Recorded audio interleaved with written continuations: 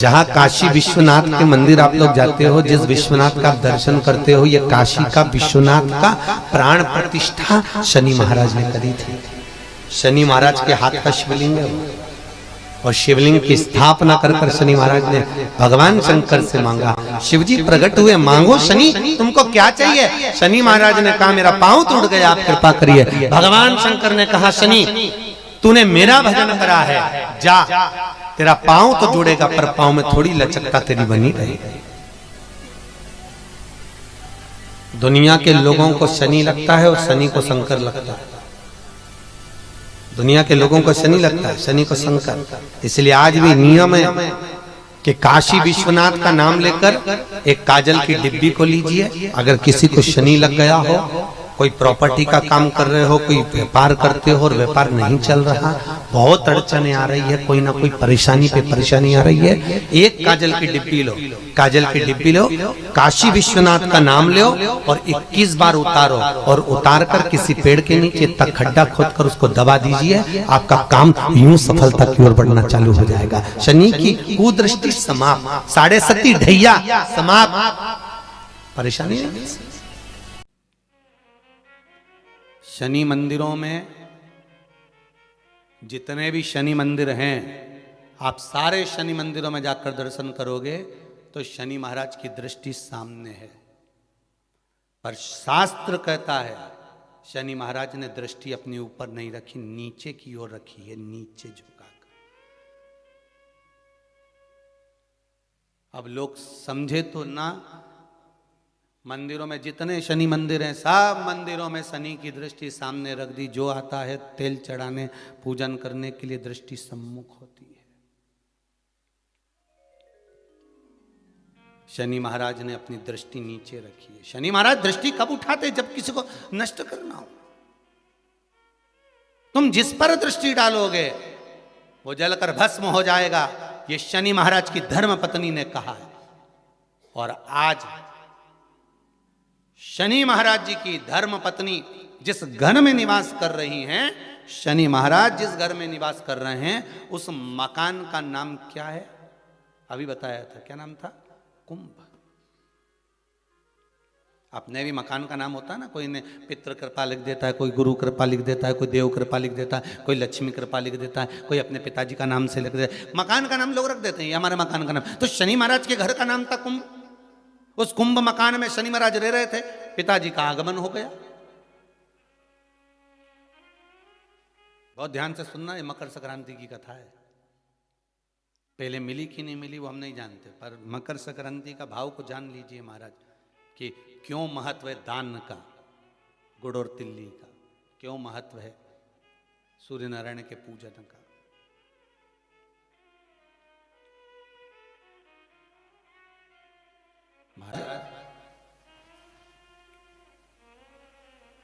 जब मौका मिल जाए आपको, जैसा मौका मिल जाए, उस भाव में आप भगवान का भजन। दान का कोई समय नहीं है, भजन का कोई समय नहीं है, स्मरण का कोई समय नहीं है, पुण्य करने का कोई समय नहीं है।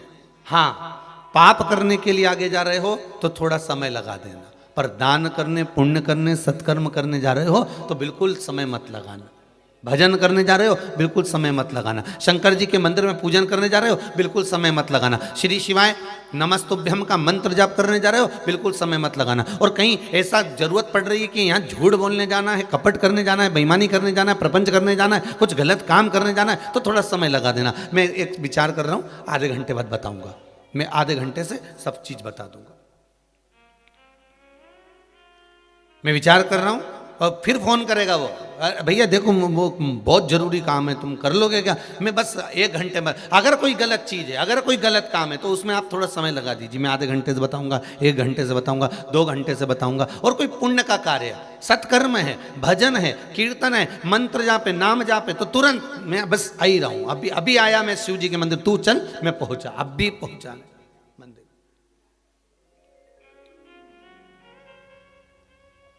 राम राम रटते रहो जब तक घट में प्राण, कबहु तो दीन दयाल के भनक पड़ेगी। अब रटते रहो, भगवान का भजन स्मरण करते रहो। आवाज पकड़ रहा थोड़ा। भगवत भजन में लग जाओ, भगवत स्मरण में रम जाओ। महाराज शिव महापुराण की कथा कह रही है।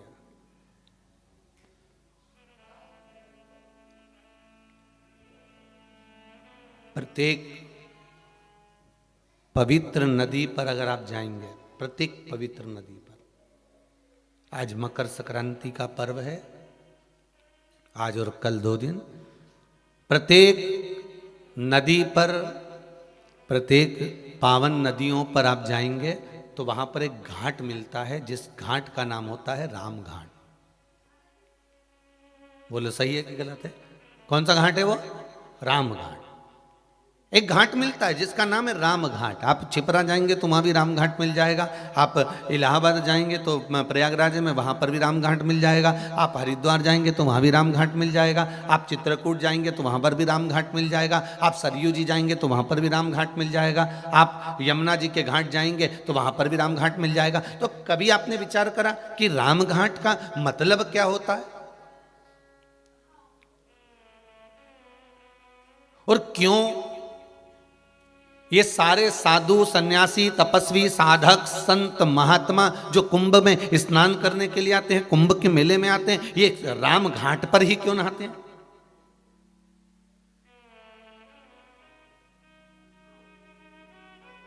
कभी मन में विचार करिएगा कि राम घाट क्यों?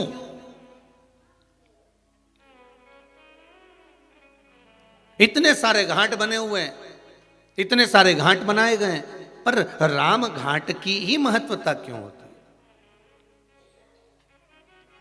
राम घाट का मतलब क्या होता है?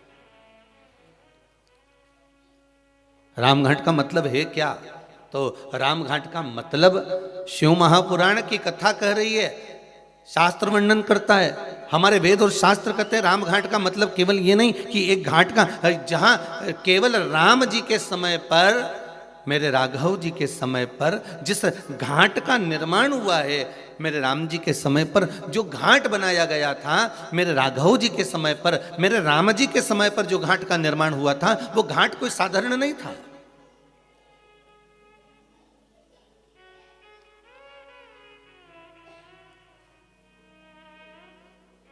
पूर्व में जितने घाट बने हैं, पूर्व में जितने घाटों का निर्माण हुआ है, उसके आगे भी उसके पीछे भी, तो जितने घाट बने, मेरे राघव जी के पहले भी राघव जी के बाद भी जितने घाट बने, सारे घाटों में महाराज सारे घाट अलग अलग बनाए जाते थे। ब्राह्मण के लिए ये वाला घाट है, क्षत्रिय के लिए ये वाला घाट है, वैश्य के लिए ये वाला घाट है, शूद्र के लिए ये वाला घाट है, अन्य जीव यहाँ घाट पर जाएंगे महाराज, पशु इस घाट पर जाएंगे, पक्षी इस घाट पर जाएंगे।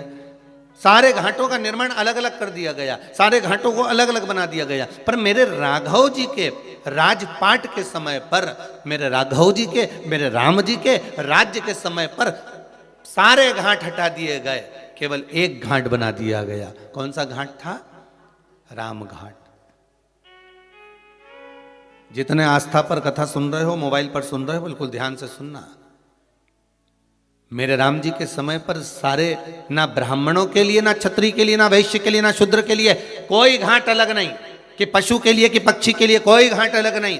मेरे राम जी के समय पर एक घाट होता था, वो था राम घाट, अर्थात सातों जात का जीव उस घाट पर जावे और भगवान की भक्ति में डुबकी लगावे। राम कथा, शिव कथा, कृष्ण कथा, भागवत कथा, रामचरित मानस, विष्णु कथा, देवी कथा, ये 33 कोटि देवताओं के जितनी कथा है, ये राम घाट की तरह है कि यहाँ केवल एक के लिए नहीं, कि ब्राह्मणों के लिए है, कि ये क्षत्रियों के लिए है, कि ये वैश्यों के लिए है, कि ये शूद्र के लिए है, ये सातों जात के लिए। शिव महापुराण की कथा, राम कथा सातों जात के लिए, कृष्ण कथा सातों जात के लिए।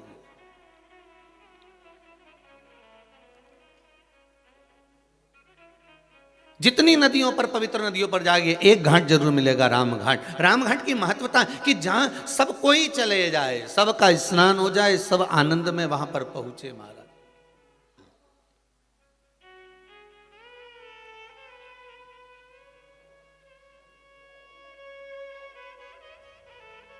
वो घाट है राम घाट। महाराज जहां पर जो स्नान करे प्रेम वश करे, प्रेम वश। सीता राम कहो, राजा राम कहो, सीता राम कहो, राजा राम कहो, सीता राम कहो, राजा राम कहो, सीता राम कहो, राजा राम कहो, सीता राम कहो, राजा राम कहो, सीता राम कहो, राजा राम कहो, सीता राम कहो, राजा राम कहो, भाव से सीता राम कहो, राजा राम कहो, सीता राम कहो, राजा राम कहो, सीता राम कहो, राजा राम कहो, सीता राम कहो, राजा राम कहो, सीता राम कहो, राजा राम कहो, सीता राम कहो, राजा राम कहो, सीता राम कहो, राजा राम कहो। हरिद्वार, प्रयागराज, छिपरा, काशी, अयोध्या, मथुरा, सारी पवित्र नदियों में आप ये भाव रखकर कीर्तन करना कि आज मकर संक्रांति का स्नान हम राम घाट पर कर रहे हैं। सीता राम कहो, राजा राम कहो, सीता राम कहो, राजा राम कहो, सीता राम कहो, राजा राम कहो, सीता राम कहो, राजा राम कहो, राजा राम कहो, सीता राम कहो, राजा राम कहो, सीता राम कहो, सीता राम कहो, राजा राम कहो, सीता राम कहो, राजा राम कहो, सीता राम कहो, राजा राम कहो, सीता राम कहो, राजा राम कहो। भाव से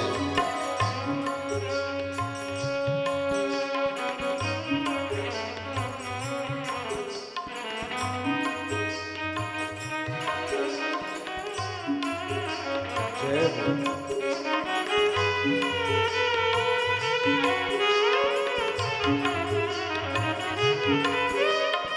शंभो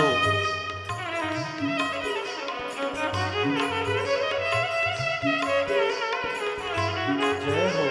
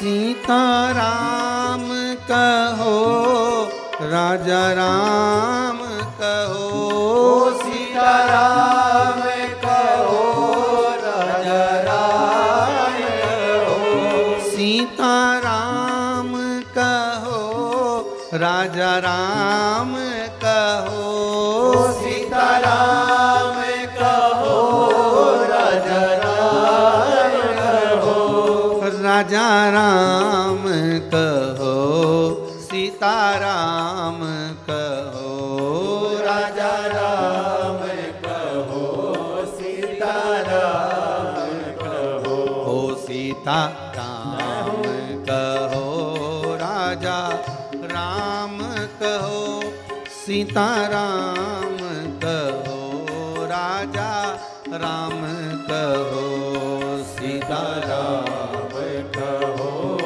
राजा राम कहो, सीताराम कहो, राजा राम कहो, सीताराम कहो, राजा राम कहो, सीताराम कहो, राजा राम कहो, सीताराम कहो, शंभो राम कहो, सीताराम कहो, राजा राम कहो, राजा राम कहो, राजा राम कहो, राजा राम कहो, राजा राम कहो। भगवान, ये जितने घाटों का निर्माण हुआ है, इन सारे घाटों में एक घाट प्रियता का भाव देता है, वो है राम घाट।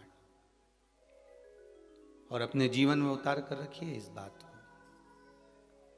इस प्रसंग को उतार कर रखना कि मेरे राघव जी के समय पर कोई भेदभाव नहीं था। मेरे राघव जी के समय पर सारे घाट हटाकर केवल एक घाट कर दिया गया था, वो था राम घाट।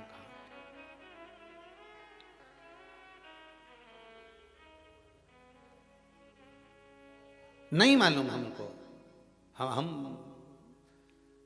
ज्यादा अगर कुछ ज्ञान ना हो ना तो भगवान के भजन में डूबे रहो।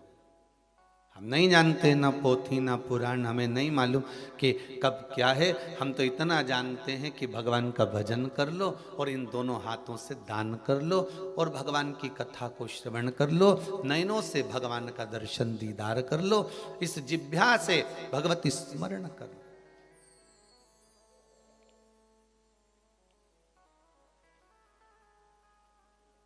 महाराज, एक बार नामदेव जी महाराज जी से पूछ लिया था।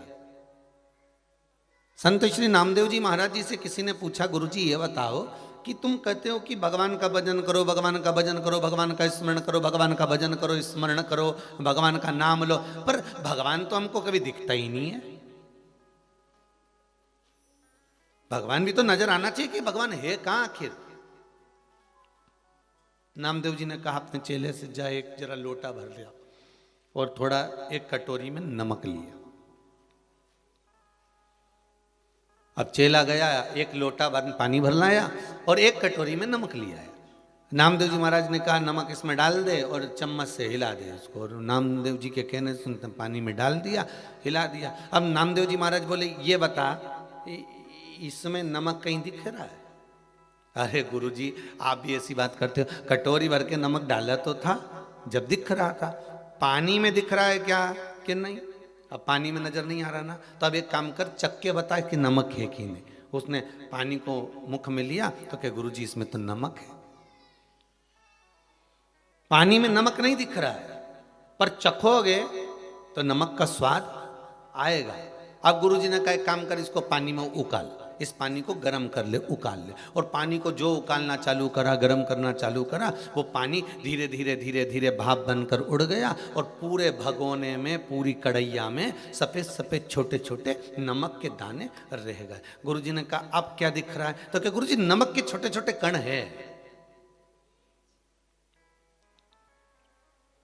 गुरुजी बोले, बस नामदेव जी कहते हैं, परमात्मा है, परमात्मा है और इस शरीर में घुला हुआ है। परमात्मा इस मानव की देह में घुला हुआ है। परमात्मा इसलिए कहते हैं आत्मा ही परमात्मा है। अरे कितना सुंदर कहा,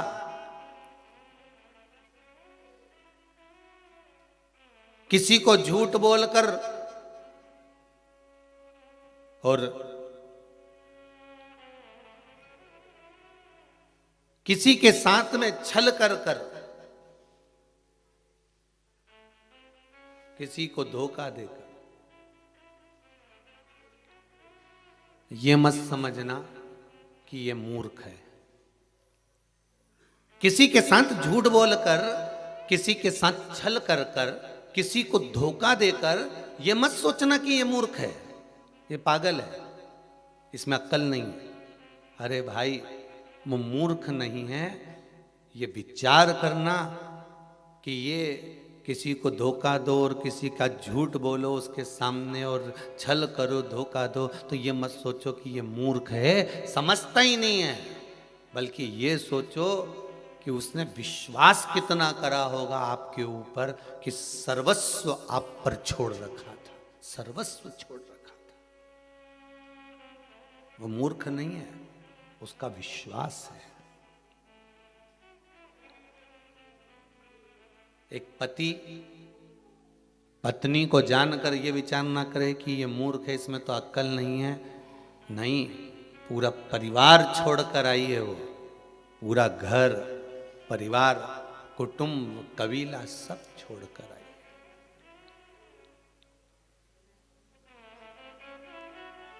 पत्र तो हम लेकर नहीं आए, यहाँ पर तो केवल अभी पब्लिक अलाउ नहीं है, लोग भगत लोग।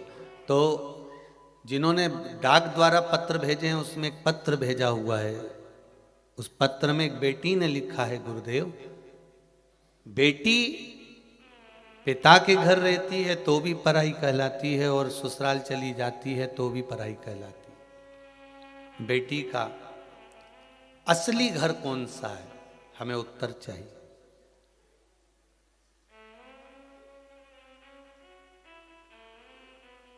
उसका सही घर कौन सा है?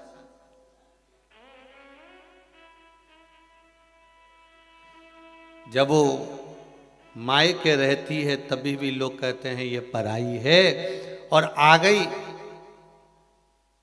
उसके बाद भी उसका कोई, यहां पर आने के बाद भी लोग कह देते हैं अरे वहां की है। अगर इसको सब बात बता दो कि तो मायके जाके लगा देगी सब बात, मतलब अभी भी पराई है। वहां भी पराई थी और यहां भी पराई है। तो पूछा उस बेटी ने कि उस बेटी का सही स्थान, सही घर कौन सा है? तो मैं निवेदन करूंगा उस बेटी से कि ना मायका ना ससुराल, सबके हृदय में तेरा घर है। तो जिसके हृदय में घर बना सकती है बना ले। ना मायका ना ससुराल, तो जिसके हृदय में, पति के साथ रह रही है तो पति के हृदय में घर बनाती है, बेटे के साथ रह रही है तो बेटे के हृदय में घर बनाती है, अपने पिता के साथ रह रही है तो पिता के हृदय में घर बनाती है, अपनी बहन के साथ रह रही है तो बहन के हृदय में घर बनाती है। वो विचार करो, तुम्हारा पति और तुम्हारे पिता तो एक या दो मकान बनाते हैं और उस पर अपना नाम लिख देते हैं, पर तो जब किसी के हृदय में घर बनाती है तो नाम नहीं लिखती, अपना हृदय ही उसके नाम कर देती है। ये चित्त, कोई घर तुम्हारा नहीं, ना मायका ना ससुराल।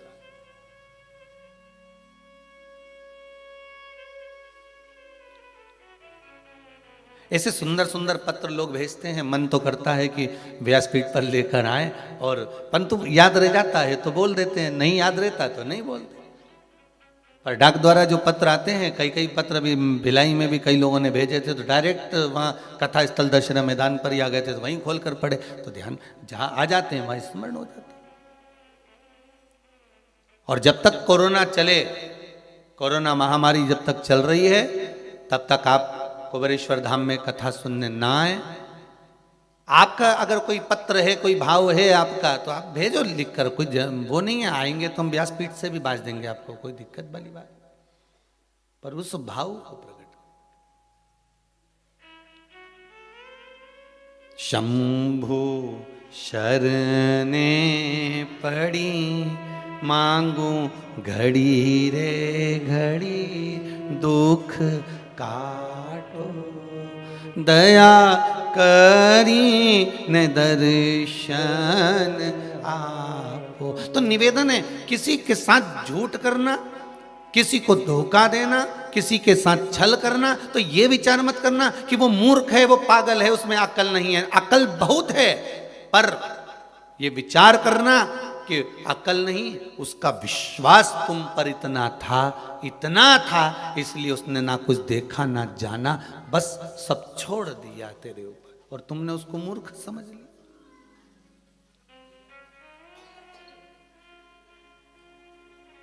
मेरे राघव जी, मेरे राम जी का पूरे अवधपुरवासी, पूरे संसार वासियों पर मेरे राघव का विश्वास अटल था, और विश्वास मेरे राघव ने टूटने नहीं दिया।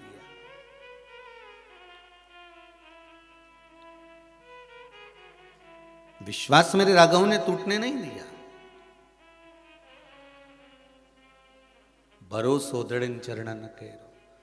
तो आपका मन करे तब आप दान करो, आपका मन करे तब आप पुण्य करो, आपका मन करे तब आप सत्कर्म करो, पर इस शरीर को गंवाने से पहले राम कृष्ण शिव का स्मरण करो।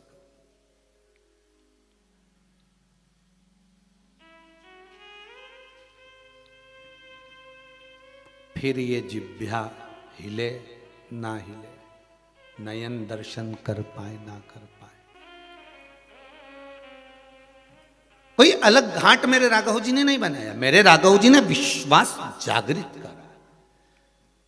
और एक आपसे निवेदन करेंगे, किसी भी पुण्य नदी पर जाना, हरिद्वार जाओ, चाहे प्रयागराज जाओ, चाहे नेमिष जाओ, चाहे आपकी मर्जी पड़े, आप चित्रकूट जाओ, चाहे आप अयोध्या जाओ, चाहे आप काशी जाओ, चाहे आप उज्जैनी जाओ, जितनी पवित्र नदियों पर जाते हो, एक मन में ध्येय बनाकर जाना कि हम सारे घाटों का दर्शन करें, मना नहीं है, पर हमको एक बार राम घाट जरूर जाना।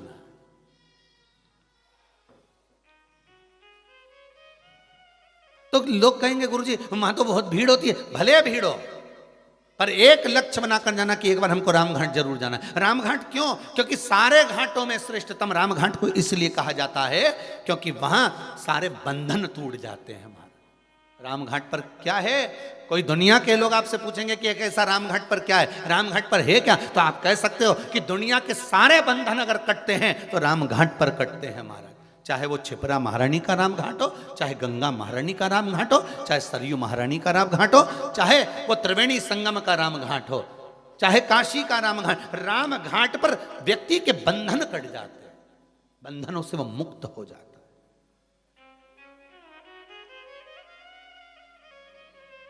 गोदावरी के राम घाट पर जाएं, चाहे यमुना के राम घाट पर जाएं, वहां बंधन कट रहा है व्यक्ति का। और बंधन कौन सा? कौन बंधन? क्यों? साधु संत महात्मा साधक उपासक ये जितने होते हैं, कुंभ के मेले में इनसे कहा जाता है सारे साधु सारे सन्यासी सारे तपस्वी अगर नहाएंगे तो राम घाट पर नहाएंगे, राम घाट के उस पावन घाट पर नहाएंगे। क्यों? क्या कारण है? उसका एक कारण है, राम घाट पर स्नान करा हुआ जीव का फिर पुनः जन्म नहीं होता, सब बंधनों से मुक्त होकर वो परमात्मा की ओर चला जाता है, फिर वो मुक्त हो गया।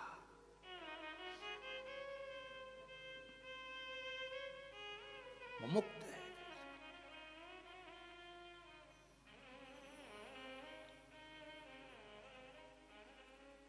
अरे सारे तीर्थ धाम आपके चरणों में, हे भोलेनाथ प्रणाम आपके चरणों में।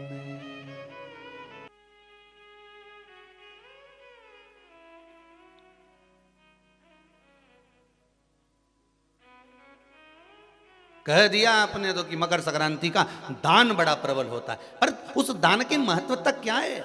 हमारे शास्त्र क्या कर रहे हैं, हमारे पुराण क्या कर रहे हैं, हमारे वेद क्या कर रहे हैं?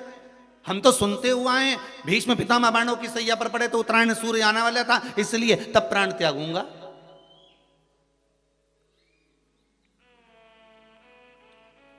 मकर राशि में सूर्य प्रवेश करेगा तब मैं आनंद पाऊंगा, तब मैं दान करूंगा पुण्य। तो आखिर दान की महत्वता इतनी प्रबल कैसे हो गई? वो तिल की महत्वता इतनी प्रबल कैसे हो गई? वो गुड़ की महत्वता इतनी प्रबल कैसे हो गई? कहीं हमारे यहाँ एक भी मैसेज में ये नहीं लिखा हुआ आया होगा कि शक्कर तिल्ली का दान करो, गुड़ तिल्ली का दान करो।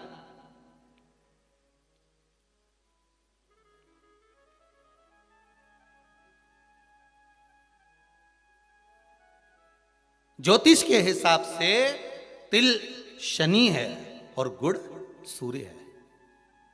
ज्योतिष के हिसाब से तिल शनि है और गुड़ सूर्य है।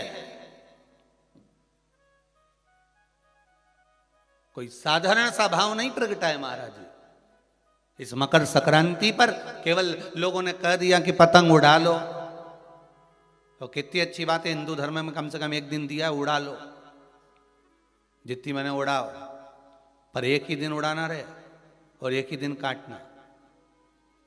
बाकी के दिनों में ना तो किसी के बारे में उड़ाना और ना किसी की काटना।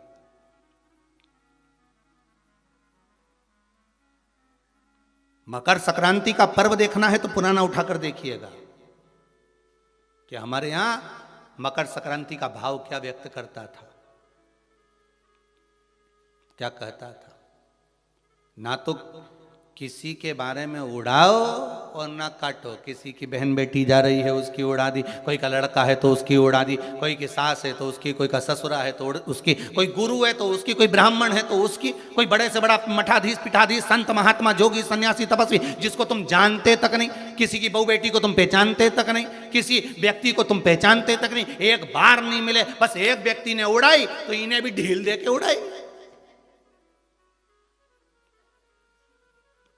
अब वो एक ने उड़ाई तो तुमने भी उड़ा दिया। अरे हमारे यहाँ तो हिंदू धर्म में एक दिन दिया है मकर संक्रांति का दिन कि खूब छत पर जा उड़ा ले जितनी उड़ाना है, पर किसी की गलत शब्द से मत उड़ाना, किसी के लिए आड़ा टेढ़ा मत बोलना, किसी के लिए ऐसा मत बोल जाना क्योंकि तुम उसको पहचानते ही नहीं हो, बस उसने उड़ाई तुम उसके साथ मिल गए, दे ढील। सर्किल तो तुम ही पकड़े थे, उड़ाए जा उड़ाए जा उड़ाए जा। उन्हें उसकी बेटी के लिए कुछ कहा, 4 लोगों ने मिलकर और कह दिया, 5 लोगों ने मिलकर और कह दिया। किसी के बहू के लिए कहा, एक ने कहा, दूसरे ने फिर कह दिया, 4 ने मिलकर फिर कह दिया। किसी के बेटे के लिए कहा, किसी गुरु के लिए कहा, किसी ब्राह्मण के लिए कहा, किसी संत के लिए कहा, किसी साधु के लिए कहा। किसी ने एक संत पर उंगली उठाई, सबने उड़ाना चालू कर दिया। किसी ने एक गुरुजन पे उंगली उठाई, सबने उड़ाकर चालू कर दिया। हम उड़ा रहे, ना तो जानते ना पहचानते, ना देखा ना भाला, ना कभी उससे मिले ना जाने, बस उसने उड़ाई थी और तुमने जरखिल से ढील देकर उड़ाना चालू कर दिया।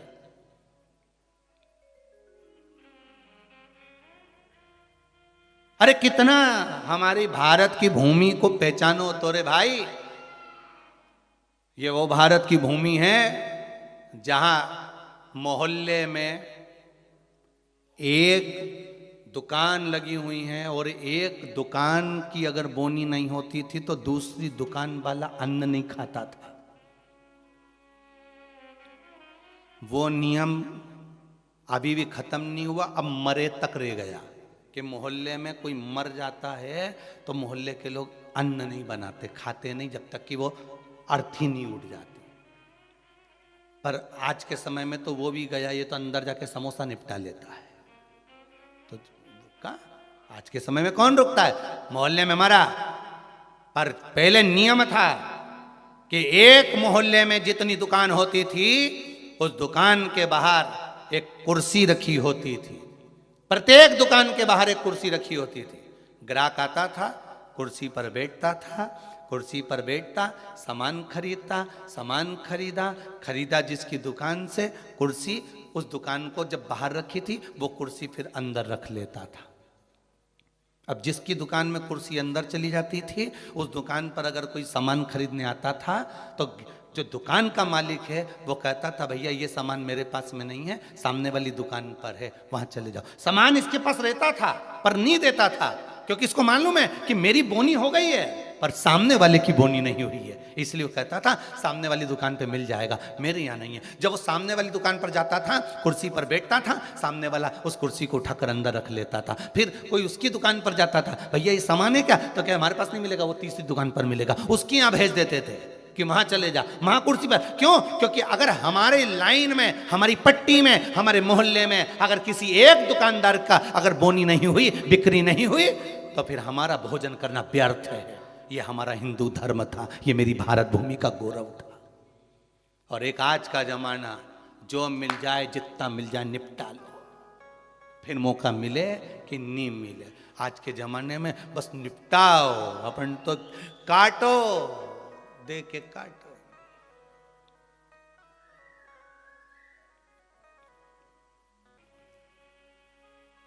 ज्योतिष में तिल को शनि और गुड़ को, जम के बोलो जरा, सूर्य कहा गया है।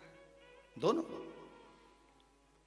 बाप और बेटे का मिलन करवाया, क्योंकि इन दोनों की बनती नहीं थी। शनि की सूर्य से ना बने, सूर्य देव की शनि देव से ना बने, दोनों का मिलन है, दोनों का मिलन। महाराज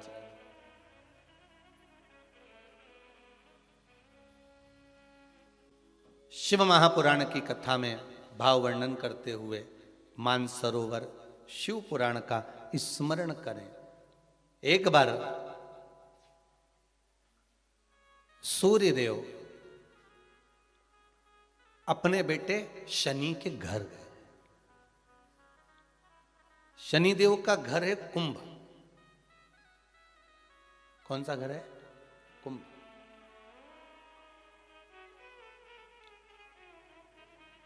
एक सरल भाषा में लेना,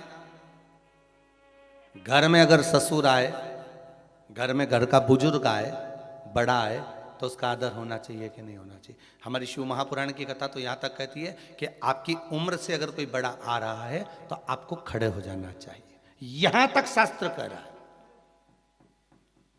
कोई आदरणीय आ रहा है, कोई गुरुजन आ रहा है, कोई साधु जन, कोई सन्यासी, तपस्वी, साधक, उपासक, ब्राह्मण जन, घर के कोई बड़े, माता पिता, ताऊ ताई, चाचा चाची, जो घर के बड़े आ रहे हैं, अगर कोई वयो आ रहा है, कोई वृद्ध आ रहा है, अपने केवल घर के ही नहीं बाहर का भी अगर कोई बड़ा है, आदरणीय है, सत्कार वाला है, सम्मान वाला है, तो उठ के खड़े हो जाना चाहिए।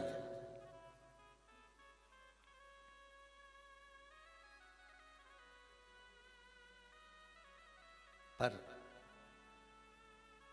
जिन शनि महाराज का विवाह चित्ररथ की कन्या के साथ हुआ था, वो चित्ररथ की कन्या तो ये विचार में पड़ी थी कि मैं स्वयं इतनी प्रबल और जिसका पति इतना प्रबल,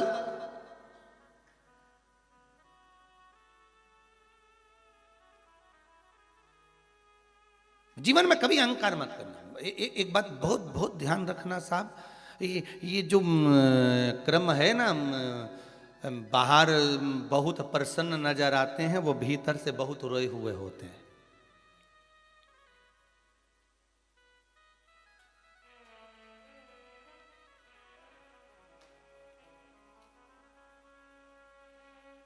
किसी ने पूछ लिया,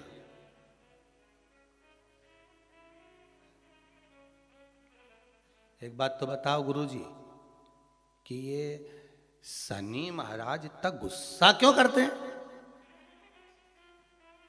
दुकान पे सेठ जी इतना गुस्सा क्यों करते हैं? रोज करते हैं क्या? जम के तो बोलो, रोज करते हैं सेठ जी दुकान पे गुस्सा? जितने लोग आस्था पर कथा सुन रहे हो, मोबाइल पर सुन रहे हो, बड़े ध्यान से सुनना। सेठ जी रोज दुकान पे गुस्सा करते हैं क्या? सर रोज ऑफिस में गुस्सा करते हैं क्या? प्रतिदिन करते हैं क्या? नहीं, कभी कभी सेठ जी को गुस्सा आता है, कभी कभी जो सर हैं उनको गुस्सा आता है, कभी कभी आता है, रोज नहीं करते। बहुत बहुत सावधानी से कथा का स्मरण करिएगा। सर रोज गुस्सा करते हैं क्या? नहीं। सेठ जी रोज गुस्सा करते हैं क्या? नहीं। प्रतिदिन नहीं करेंगे। मालिक रोज क्रोध करते हैं क्या? नहीं। अगर ऑफिस में सर क्रोध कर रहे हैं, ऑफिस में सर क्रोध कर रहे हैं, दुकान पर सेठ जी क्रोध कर रहे हैं, मालिक अगर क्रोध कर रहा है तो रोज नहीं करता। वो कब करता है? जब घर में उसकी कुछ अनबन थोड़ी बहुत, परिवार में भी सबसे अनबन हो तो भी इतना गुस्सा नहीं करेगा। पर वो जगदम्बा के साथ जब अनबन होती नहीं बेरू की, तब फिर तो बिल्कुल फिर कोई नहीं चले। फिर तो वो मुंह उतरा रहेगा, गुस्सा भरा रहेगा। फिर कोई बोला तो क्रोध। तो किसी ने पूछा गुरुजी ये शनि महाराज को इतना क्रोध क्यों आया रहता है? जब देखो जब शनि जी गुस्से में रहते हैं। हाँ, परंतु कभी कभी करते हैं, पर इतना गुस्सा क्यों रहता है इनके पास में? उसका एक ही तो कारण होगा। एक कारण है शनि महाराज के क्रोध करने का। धर्म पत्नी आई शनि महाराज की, सम्मुख में आकर खड़ी हो गई शनि महाराज के।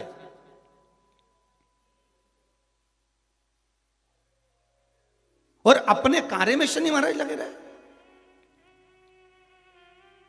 माना आप व्हाट्सएप चलाओ, पर घरवाली खड़ी है तो थोड़ा सावधानी से एक बार मुंह से बात तो कर लो। तुम्हें यूट्यूब चलाना है, फेसबुक चलाना है, इंस्टाग्राम चलाना है, व्हाट्सएप चलाओ, लैपटॉप चलाना है, फोन जो कुछ करना करो, पर जो आई है चाय लेकर बात करने के लिए 2 मिनट, उसने भी तो अपना मोबाइल रख के आई ना, चाय बना के लाई ना, और 2 कप लाई इसलिए लाई कि अपन दोनों बैठ के बात करेंगे। तो शनि महाराज जी की धर्म पत्नी भी ये सोच के आई थी कि मेरे प्रभु के पास में बैठकर मैं थोड़ी चर्चा करूं, मैं थोड़ी बात करूं, पर ये तो देखे ही नहीं लगा। आ गया क्रोध, और क्रोध में बस खड़ी होकर बोल दी, मेरा श्राप है स्वामी तुमको। अब देखिए जरा शनि महाराज की पत्नी, मेरा श्राप है स्वामी तुमको,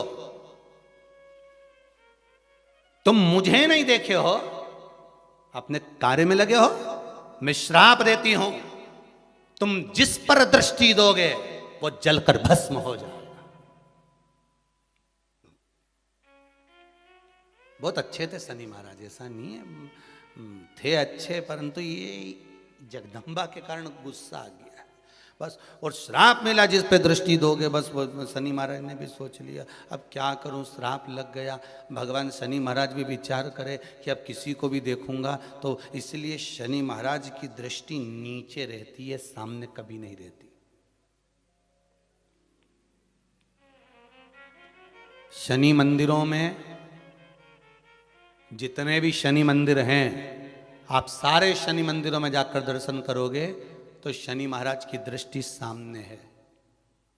पर शास्त्र कहता है शनि महाराज ने दृष्टि अपने ऊपर नहीं रखी, नीचे की ओर रखी है, नीचे झुकाकर।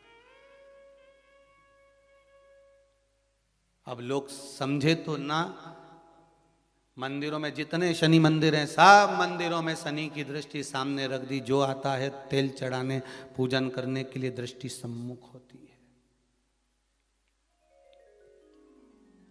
शनि महाराज ने अपनी दृष्टि नीचे रखी है। शनि महाराज दृष्टि कब उठाते? जब किसी को नष्ट करना हो।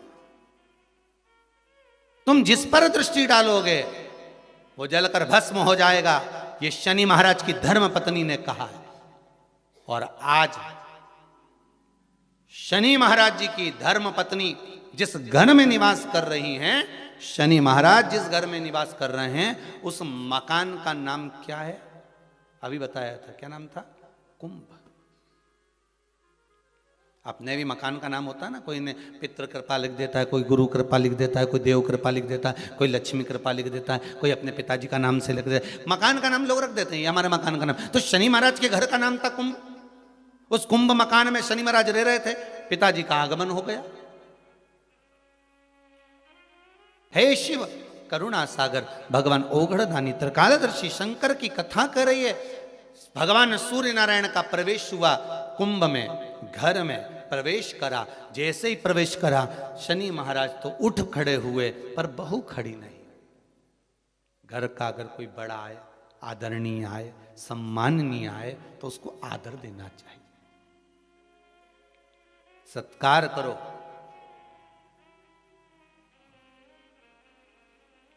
तेरा ही दिया मैंने खाया पिया है, तेरा शुक्रिया है, तेरा शुक्रिया। मुझे भोले बाबा ने बहुत दे दिया है, तेरा शुक्रिया है, तेरा शुक्रिया है। थोड़ा सा आदर करो। अच्छा, दोनों में विचार बड़े विचित्र होते हैं। बहू सोचती है मैं सास को सुधार दूं, और सास सोचती है, जम के बोलो, बहू को सुधार दूं। और सुधरती दोनों ही नहीं है। धीरे धीरे करके सिधर जाती है, पर सुधर नहीं पाती। और कितना सुंदर भाव कहा है महाराज। अपन अपने आप को तो सुधार नहीं रहे, सब कुछ सुधार रहे। हमारे घर में शांति नहीं है गुरुजी, बहुत तकलीफ है गुरुजी। फिर गए किसी के पास में, उन्होंने कहा चलो हाथ दिखाओ, लाओ जरा तुम्हारा ग्रह दशा देखते हैं। और उन्होंने कहा एक काम करो, फिर किसी को बुलाया, कोई वास्तु शास्त्री बाबू आ गए, किसी ने मकान देखा, कह दिया घर बदलो, घर ठीक नहीं है, इसमें कुछ ऐसी चीज है कि तुम बर्बाद हो जाओगे। अब तुमने क्या करा, किसी के कहने पे जम के बोलो जरा, बदला कि नहीं बदला? जब इतनी बड़ी बात कह दी तो भाई घर बदल लिया, ठीक है। अब वो घर बदल के किराए का मकान में चले गए, और किराए के मकान में 20,000 रुपये महीना लगना चालू हो गया। अभी तक वो लग नहीं रहा था ना। अब 20,000 रुपये महीना किराए के मकान में लगना चालू हुआ, और जो 20,000 रुपये लगना चालू हुआ, थोड़े दिन तक तो थोड़ा लगा कि हाँ थोड़ी शांति है। 2 महीना, 4 महीना, 6 महीना ऐसा लगा, खूब शांति आ गई। महाराज बिल्कुल सही किया था, एकदम बढ़िया बोला था। अच्छा वो अपने घर छोड़ दिया। और 2-4 महीने जब 20,000 रुपये देने, फिर जो झगड़ा चालू हुआ, मकान मालिक बोला 20,000, गैस की टंकी, बच्चों की फीस। फिर जो जैसे कल कथा में था ना, गौरी कुंड पे उफान, गंगा जी का जल, बस वैसा उफान जो आया। अब फिर किसी की आ गई, महाराज शांति नहीं बिल्कुल भी, बड़े दुखी हो गए। घर में रत्ती सारा सुखे पर शांति नहीं है, बिल्कुल नहीं है। फिर किसी ने कहा एक काम करो, थोड़े दिन के लिए तुम ये वाला नेकलेस पहन लो, थोड़े दिन के लिए तुम ये धारण कर लो, थोड़े दिन के लिए ये वाले कलर के कपड़े पहनो। ये जब गुरुवार आए तो पीला पहनना, बुधवार आए तो ये कलर का पहनना, काला पहन लेना, ये पहन लेना, वो पहन लेना। फिर लिबास बदला। अभी क्या बदला था? घर। अब क्या बदला है? लिबास।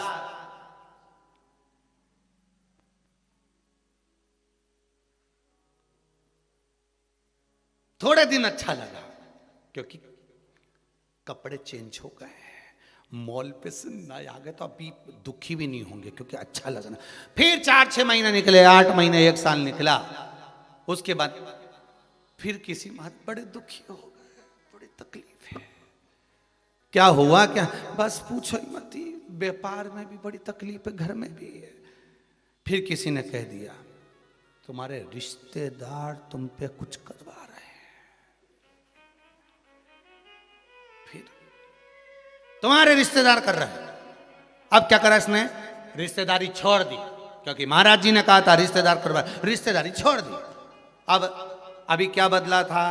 सबसे पहले जम के बोलते जाओ, घर बदला, फिर लिबास बदला, फिर रिश्ते बदल दिए।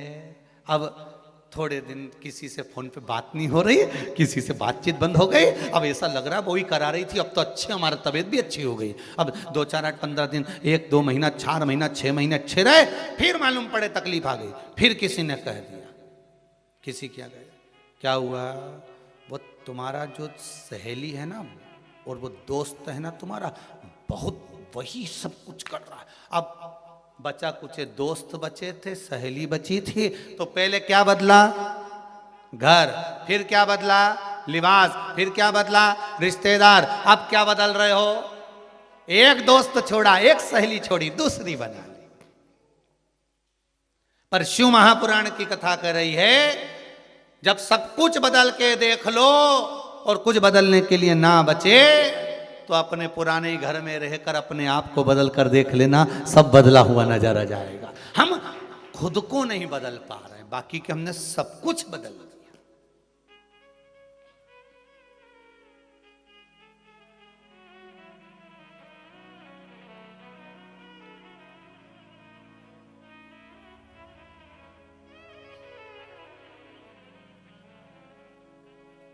हमने सब कुछ बदल कर देख लिया। अब एक बार खुद को तो बदलो, अपने आप के स्वभाव को बदलो। बहू कह रही है मैं सास को बदल दूंगी, सास कहती मैं बहू को बदल दूंगी। अपने आप को तो बदलो, तुम दूसरे को मत बदलो। ना घर बदलने की जरूरत पड़ेगी, ना लिबास बदलने की जरूरत पड़ेगी, ना रिश्तेदार बदलने की जरूरत पड़ेगी, ना दोस्त बदलने की जरूरत पड़ेगी। खुद का नेचर बदल कर देखिए, खुद का स्वभाव बदल कर देखिए, खुद को बदल कर देखिए, आपको सब बदला हुआ नजर आने लगेगा। हम सबको बदलना चाहते हैं, अपने आप को नहीं। और अपने आप को बदलने का समय आता है तो कहते मैं तो जैसी हूं वैसी रहूंगी। बदलना तुमको पड़ेगा, सास कहती है। बहू तुझे बदलना पड़ेगा। बहू कहती है तो मैं भी जैसी रहती थी वैसी रहूंगी, डोकरी बदले तो बदल, नहीं तो अपन तो ये मायके चले। अब दोनों नहीं बदल रही। अब ये दोनों तो नहीं बदल रही, पर वो भेरू बेचारा मंदिर का घंटा हो गया। इधर से मम्मी चिल्लाए, घंटा बजा के चल जा। इधर से पत्नी चिल्लाए, वो भी बजा दे। बीच में लटक रहा बेचारा। और घंटा भी इतना भारी होता है कि हवा में भी हिलता ही नहीं है, तो वो भेरू बेचारा न हिल सकता है, बस लटका हुआ है। तुम्हारी मर्जी पड़े जब आके बजा के चले जाओ। माँ का पक्ष ले तो पत्नी के, तुम तो अपनी माता के गुलाम बने हुए हो। और अगर ये पत्नी का पक्ष ले तो माँ कहती है तू तो जोरी का गुलाम बना हुआ है। बेचारा बीच में लटका हुआ है। बीच में किसके लिए बोले, क्या बोले?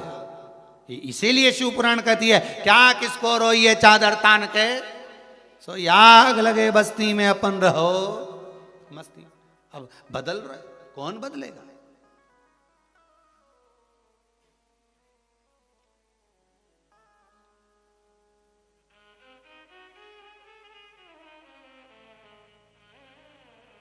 महाराज अगर शिव भक्ति है, महाराज शिव स्मरण है, तो उसमें भाव कहा गया, आप स्वयं को बदलिए। और मुझे इस बात पर बड़ा गर्व है, आज दुनिया के लोग शिव महापुराण की कथा सुनकर, जितने लोग मोबाइल पर सुन रहे हैं, जितने फेसबुक पर सुन रहे हैं, जितने यूट्यूब पर सुन रहे हैं और जितने आस्था चैनल पर सुन रहे हैं, इन सभी श्रोताओं पर मुझे गर्व है इस चीज का कि आपने दूसरे को नहीं बदला, आपने अपने आप को बदला है। एक लोटा पानी आप स्वयं लेकर मंदिर जा रहे हो, आप स्वयं बेलपत्र चढ़ा रहे हो, आप स्वयं पशुपतिनाथ का व्रत कर रहे हो, आप स्वयं सोमवार की अष्टमी कर रहे हो, आप स्वयं प्रदोष का व्रत कर रहे हो, आप स्वयं शंकर जी को एक चावल का दाना चढ़ा रहे हो, आप स्वयं शंकर भगवान पर एक फूल चढ़ा रहे हो। आपने दूसरे को बदलना नहीं है, आपने खुद को बदला। और आप खुद को बदले, इसलिए धीरे धीरे देखते देखते पूरा परिवार बदल गया, फिर रिश्तेदार बदल गए, फिर मोहल्ला बदल गया। अब पूरे मोहल्ले में जो शंकर जी का मंदिर होगा उसमें तुमने चालू करा था, अब तुम्हें भी लाइन लगाकर पूजन करना पड़ रही होगी, क्योंकि तुमने बदला है। ये सीहोर वाले महाराज ने नहीं बदला। सीहोर वाले महाराज की सामर्थ्यता नहीं किसी को बदलने की, बदलाव तुम लेकर आए। कोई कहे सीहोर वाला महाराज कुबेरेश्वर धाम बना रहा, सीहोर वाले महाराज की दम नहीं है दादा, वो तो उसकी घर की छत नहीं बना पाया। कौन बना? कभी आप आए सीहोर में तो हमारे घर की छत देखेंगे ऊपर वाली, तो वो सीमेंट में से भी पानी टपकता, 2 जगह से पोपड़ा नीचे टपक गया। पानी बैठ गया छत में तो वो नीचे टपक गया, सीमेंट का वो प्लास्टर। जिसकी खुद की सामर्थ्यता नहीं घर बनाने की, वो क्या धाम बनेगा? ये तो कुबेरेश्वर धाम आप सबने बनाया है, आप सबने। एक एक ईंट, एक एक रुपया, एक एक रेत का कण कण, या जितने कंकर पड़े हैं ये सब आप ही के संकर हैं, आपने संजो कर लगाया है तो बना है। कई लोग कहते हैं हमारी माँ तो बहुत पक्षपात करती हैं, हमारे पिताजी तो पक्षपात करते हैं, उन्होंने उनको इतना दे दिया, हमको कम दे दिया, ऐसा कर दिया वैसा। भले करे, उनके कर्म का भोग वो भोगेंगे, पर आपका कर्म है आप अपने माता पिता का आदर करिए। जब वो आपके घर में आए आदर दीजिए, और नहीं आते, कितना भी झगड़ा हो, कितना भी लड़ाई हो, कितना भी विवाद हो, कितनी भी विवाद हो, बात खत्म ना करते हुए, बात बंद ना करते हुए एक बार उनको बुलाओ जरूर कि मेरे घर पर आइए। आदर करो, सम्मान करो, सत्कार करो। शनि महाराज का घर भी जल गया था, मात्र पिता का आदर नहीं हुआ था। कितना प्रबल थे शनि महाराज, जरा अंदाजा लगाओ। जिनकी ढैया और 7.5 तो यूं ही निपटा दे आदमी को। जो कृपा की दृष्टि शनि महाराज कर दें तो धन की कमी ना हो जिसके यहाँ, और अगर शनि महाराज कुदृष्टि कर दें तो लोग बर्बाद हो जाएं। वो शनि महाराज का घर उनके पिताजी ने आग लगा दी। किसकी हिम्मत शनि महाराज पे दृष्टि डालने की। आज के ज़माने में शनि महाराज के लोग बाल्टी लेके तुम्हारे सामने आ जाएं तो तुम्हें 10 रुपया 1 रुपया तो देना ही पड़ता है। इतनी दमदारी आज भी शनि महाराज की, और उनके घर में आग लगाना कोई सरल बात है?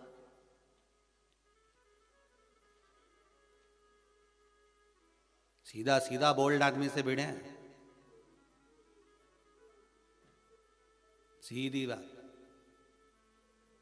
आज भी शनिवार की शनिवार आते हैं, जो बाल्टी सामने दी रुपया निकाल कर डालना पड़ता है। इतनी दमदारी है, इतनी दमदारी। अच्छा भी पर्स टटोलता रहे, देखो 1 रुपया हो 2 रुपया, देखो जरा। उसने कुछ भी नहीं बोला, बस उसने तो बाल्टी आगे अड़ाई, पहचान गए कि वो का आदमी है, देना पड़ेगा। कितनी बोल्डता होगी, कितनी दमदारी होगी, जरा सोचिए। और वो शनि महाराज का मकान, घर जिसमें शनि महाराज रह रहे थे, उसमें आग लगा दी किसने? सूर्य नारायण भगवान, पिता ने। क्योंकि आदर माँ बाप का अगर नहीं है तो वो जमीन जायदाद किसी काम की नहीं है।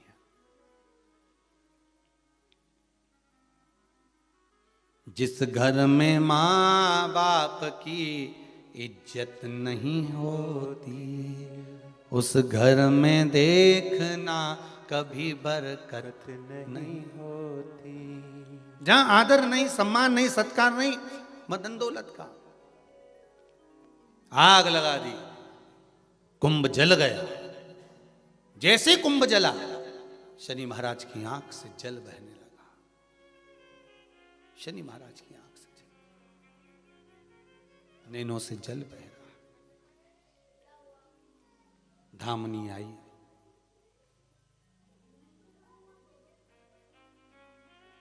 पूछा क्या हुआ? आज घर में आग लग गई। पिता आए थे, उनके लिए कुछ ला नहीं सकी तो? घर का बुजुर्ग आया था, घर का बड़ा आया था, कम से कम आदर तो करना चाहिए। कुछ नहीं, अगर घर का बड़ा आए ना, घर का बुजुर्ग आए ना, घर का कोई बयो व्यक्ति आए तो आदर के 2 शब्द ही बोल लो, बहुत ऐसा मीठे शब्द।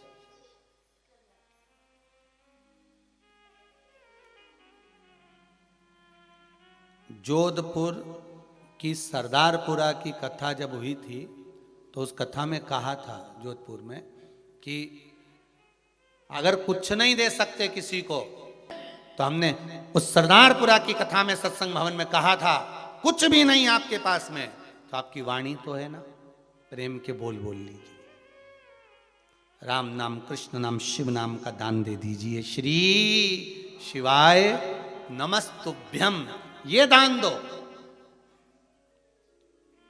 नहीं है आपके पास कुछ दान करने के लिए, आप श्री शिवाय नमस्तुभ्यम दान करो। और अगर भगवान ने दिया है आपको थोड़ा बहुत धन अगर भगवान ने आपको दिया है तो सत्कर्म में लगाने का प्रयास करिए, लगाओ उसको, वो गलत जगह पर लगे उससे अच्छी जगह लगा। और अगर कुछ नहीं है तो मुख से बोलते चलो, श्री शिवाय नमस्तुभ्यं, श्री शिवाय नमस्तुभ्यं। आज मकर संक्रांति है, सभी लोग इस मंत्र का दान आप भी करो और हम भी करें, साथ में मिलकर बोलें, श्री शिवाय नमस्तुभ्यं, श्री शिवाय नमस्तुभ्यं, श्री शिवाय नमस्तुभ्यं, श्री शिवाय नमस्तुभ्यं। कुबेरेश्वर बाबा की इस पावन धरा से ऑनलाइन जितने लोग शिव महापुराण की कथा को सुन रहे हैं, यही विचार करना कि कुबेरेश्वर बाबा के इस पावन प्रांगण में जो कुबेर भंडारी की ये भूमि है, उसमें जो कूप है, यही समझना कि उस पवित्र कूप का आप स्नान कर रहे हो। एक बार फिर मुख से बोलो, श्री शिवाय नमस्तुभ्यं, श्री शिवाय नमस्तुभ्यं। अब तो ये भाव रखो कि हमने पवित्र कूप में, कुबेरेश्वर धाम के इस पावन धरा पर जो कूप है बाबा का, हमने उसमें स्नान कर लिया।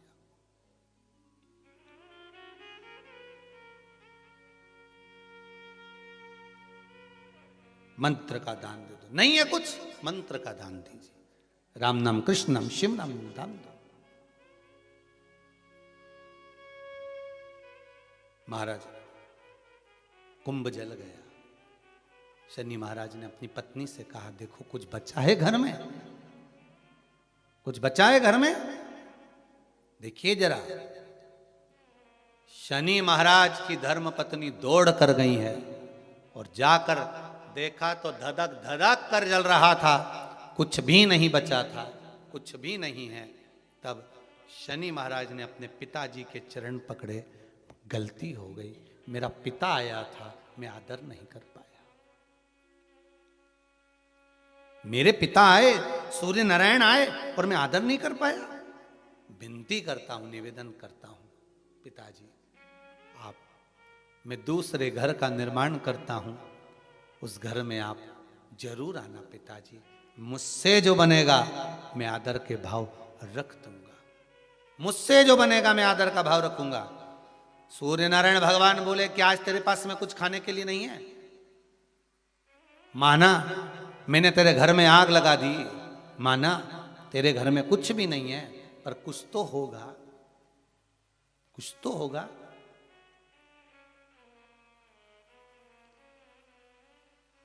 अंदर गई चित्ररथ की पुत्री, दौड़ कर गई शनि महाराज की धर्म पत्नी।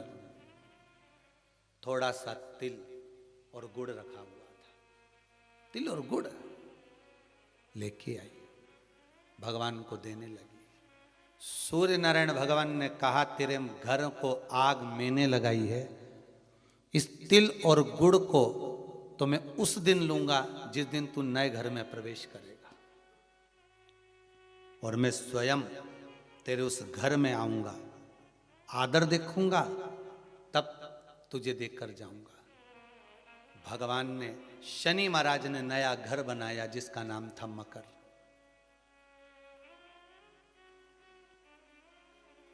उस कुंभ में आग लगाई, मकर में भगवान शनि महाराज ने बार बार अपने पिताजी को आदर कर कर कहा, पिताजी पधारो, पिताजी पधारो। पिताजी कहते हैं, जब उत्तरायण भाव में भ्रमण करते हुए आऊंगा, सब देवताओं के घरों में प्रवेश करते करते आऊंगा, तब शनि तेरे घर में भी प्रवेश करूंगा। तब मकर में प्रवेश किया तो शनि महाराज की पत्नियां दौड़कर तिल गुड़ से अपने पिता का आदर करने लगी। जानकर सूर्य नारायण भगवान ने वर प्रदान कर दिया। आज मैंने इस मकर राशि में प्रवेश करा है, मकर के अंदर प्रवेश करा है, जो मुझे गुड़ और तिल्ली का दान देगा, सूर्य को अर्घ देगा, सूर्य का स्मरण करेगा, मेरा स्मरण करने वाला कभी खाली नहीं रहेगा। जैसे शनि को नया भवन दिया, जो मुझे आनंद से स्मरण करेगा, आज के दिन जो दान पुण्य भजन कीर्तन स्मरण करता है, पुराण और वेद को श्रवण करता है, मेरी पावन चरित्र को सुनेगा, उसको भी मैं नूतन नूतन भाव प्रदान करता रहूंगा। नूतन